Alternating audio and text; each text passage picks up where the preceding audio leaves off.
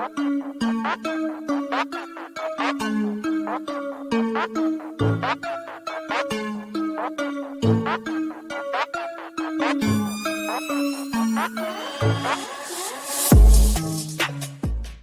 guys, welcome back to T.A.G Gaming. I'm Tyler, and this is preseason week 4 of the Bears franchise. I know it's been a while since I have posted a video. I've been busy with different things going on with the holidays and stuff like that, but I'm excited for this year in 2021, and I really think that this is a good opportunity to get things going. So you saw there, I signed Deshaun Jackson. He is going to be our second receiver. Obviously, Allen Robinson will start, and Mooney will be the slot guy, trying to get him upgraded, as well as Cole Clement, and our new running back will be Curtis Samuel, so we got to get him involved as well. This is preseason week 4, so we're going up against the Tennessee Titans. I am really late to the whole Madden thing. A lot of people have already posted or in season 2 or 3 or 4 of the franchise, and I am still in preseason. So I really got to hammer down and get these videos out for you guys. I hope that you guys enjoy them. If there's anything that you want to see or want to get involved in, let me know. I am planning on doing a video whenever the draft comes around, and just taking some suggestions from the subscribers on what we should name our new rookies that come in. Part of the reason I wanted to do this video, it is preseason week 4, so this video really doesn't matter as far as the gameplay, in a way, because we really don't need to see what our team is doing. We know who's starting, we know who we're going with, we know what our defense looks like, we know what our offense looks like. This is basically just us playing the last game to get ready. So with that, I kind of want to have a conversation about something that's bothering me with the NFL these days. I am frustrated with the idea that a player can come in his first, second, third, or fourth year and have a great year, and we just automatically assume that that player is one of the greatest of all times, i.e. Patrick Mahomes, Lamar Jackson, and people like that. Now, I'm not a Chiefs fan, but I do not hate Patrick Mahomes either. I think he is a great player and will be a great player for years to come. But my thing about it is, can we please give guys a 6-7 year minimum before we automatically praise them and crown them the new greatest ever? I mean, you have a guy like Aaron Rodgers, Tom Brady, Drew Brees, all 3 guys still in the playoffs at the time of recording. And, I mean, they are Super Bowl winning quarterbacks. Yes, and so is Patrick Mahomes. But there was many years of ability and stats and stuff that got into this. It wasn't a thing where one year they had a historically great year and then we just automatically crowned them the greatest of all time. I mean, I would consider Tom Brady the greatest of all time, but part of what makes him the greatest of all time is the longevity. I mean, he's in what, year 20, 22, something like that? I mean, he's been around forever, and yet he's still as good today as he was when he came into the NFL and started playing well. I mean, he had his second highest career total in touchdowns this year. And Aaron Rodgers, I mean, the MVP of the league this year, and he's what, 37? So, I mean, it bothers me to think that the quarterbacks nowadays are not judged off of 1, 2, 3 years, but on one good year. Now, don't get me wrong. Like I said, Patrick Mahomes, if you're a fan of his before he won the Super Bowl, if you're a fan of his because you knew he was going to be good since he came out of Texas Tech, I applaud you. Now, if you've jumped on the bandwagon late, I don't really have any apologies for that. But any person that likes Patrick Mahomes, I have no problem with that. I like him as well. I think he's fun to watch. I also like to give a guy a couple of years before I automatically crown him the next big thing.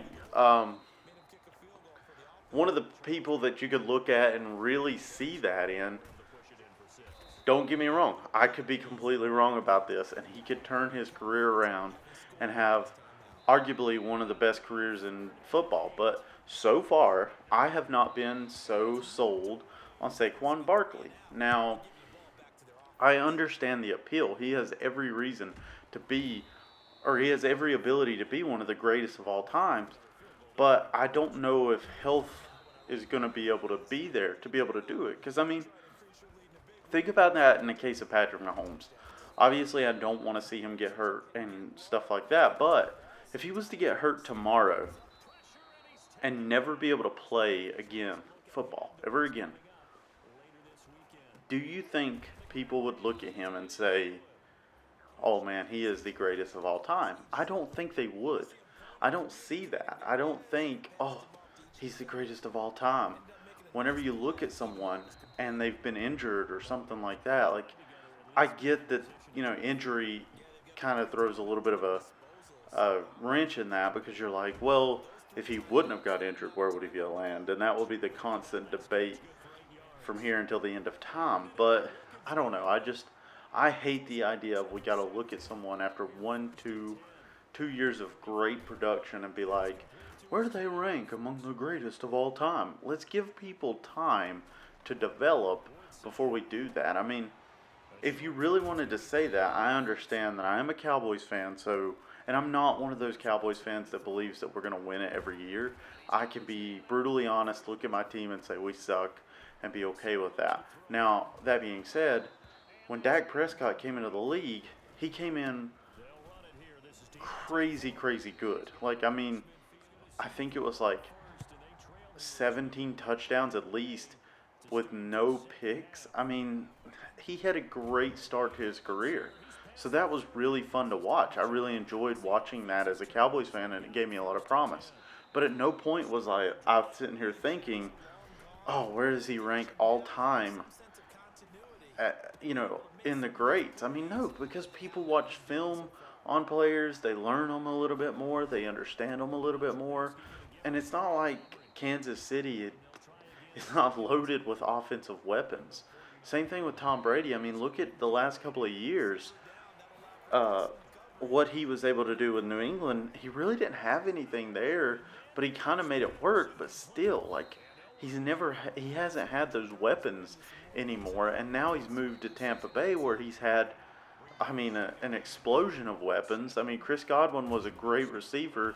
Obviously, he didn't use him very much this year as much as he did Mike Evans, but Mike Evans is a great receiver. Antonio Brown now is a great receiver. He has Gronk and Cameron Brate and O.J. Howard. I mean, he has a lot of talent around him. It's like they're running back away from having a great offense if they're able to bring Chris Godwin back and Brady is able to really perform at a high level next season.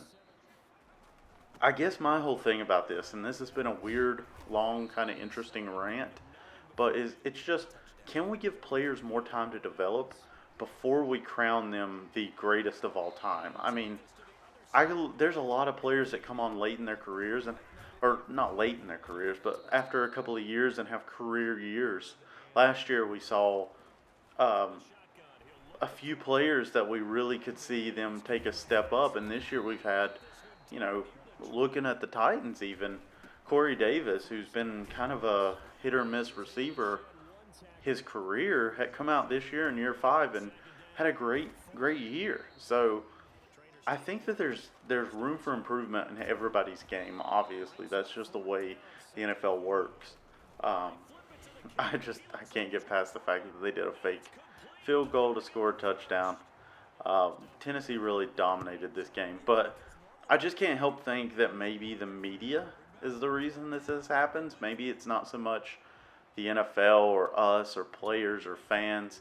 It's the media gets people so stirred up about quarterbacks and receivers that have one good year, and it's like, let's hold on and see some production for a long period of time. I mean, I was one that had to eat my words on Davante Adams, because when everybody else 2 years ago was saying he was great, I just saw the production on my fantasy team and said he gets hurt all the time. But since he stayed healthy and played at a high level, I mean, Davante Adams is arguably maybe top 2 receiver in the league right now. I mean, Stephon Diggs made a case for himself as top 2 as well. And then obviously DeAndre Hopkins is still a great receiver. But I just wait to see what could happen with every team if we just crowned Like if we just crowned everybody's greatest season and tried to rank them as oh they're the greatest ever, you're gonna be really disappointed in what you find on the teams. Anyway, that's a weird little rant that I have about that. And I look at the team that we're playing with here, the Bears. The reason I picked the Bears is not because I'm a huge Bears fan or I love the Bears or they have a great roster or anything like that. It's the ability to improve and the history behind the team is what made me pick the Bears. I mean, the Bears are a great franchise in the grand scheme of things, and that's something that I really look at when doing any kind of franchise mode, even before I started recording it, doing it on my, just doing it on my own for my own enjoyment. Like the Bears, the Steelers, the Cowboys, teams like that that have a historic franchise. I enjoy that. I enjoy that kind of history of the game. But I don't know. It's a little rant on the media and things and the way things go. I mean, obviously you didn't come here if you're watching this to hear me talk about my opinions about football or anything like that. But I also think it's a way for you guys to get to know me a little bit better and know that, I'm a football fan at heart. That's really what I am. I'm not no scout. I'm not a guy that can sit here and tell you what a person's 40 time is going to mean for them in the NFL or what their 3 colon is going to mean for them in the NFL. But I can look at the X's, O's, and the players and break that down for you and just see what it takes for a player to get to the point that they need to be. Like, I can see when players are having an off year, the surrounding parts that might be causing that, or having a good year, the surrounding parts that might be causing that. And I don't look at the individual player off of 1 year and say, well, this is how they played this year, this is how their career will go. Because that's not always the case. I mean, we've seen situations where players have been traded to different teams and they've performed well in those situations. So I like to think that players kind of dictate their career a little bit more than we imagine. But then also I like to think that kind of the coaches and the team and just the luck of the draw emulates that as well. Um, look at Russell Wilson in Seattle. I'm not a huge Russell Wilson fan. I would never claim to be. I am from North Carolina. He did go to NC State and stuff like that. So I've heard of him for a really long time.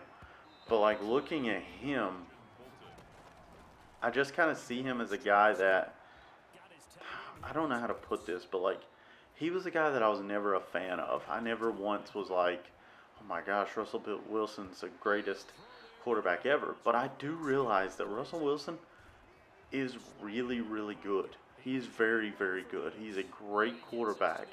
And if he continues his career for the next few years, he's going to be a Hall of Famer. And what Seattle is doing to him is really what I'm trying to say about this whole thing. It's like you have a generational talent, but sometimes it just doesn't go the way that it should. Russell Wilson should win 2 or 3 Super Bowls before his career is over. Whether that's with Seattle or not, I don't know. But I just don't want to sit here and say that Russell Wilson's washed now because he can't win a playoff game against the Rams who don't have a quarterback. It just shows that it's a team game, and that's something that we need to remember going into next year before we crown players as the greatest ever. Let's see what they do over a long period of time, because longevity is part of the game. Longevity is really what it's about. And this is going to end my rant. And in this video, obviously we aren't going to win this game, but I look forward to seeing what we're able to do in this season, and what we're able to do is with this franchise in the next season and stuff like that. So just watch for those videos to drop, and it's going to be more consistent now, guys. I'm really going to try to make sure I get a lot more done for you guys. But that's going to do it for today's video. If you're new to the channel, go ahead and give the video a like, give it a subscribe. That'll keep you up to date with all the other videos that I'm going to be dropping real soon. But again, guys, just thanks for watching.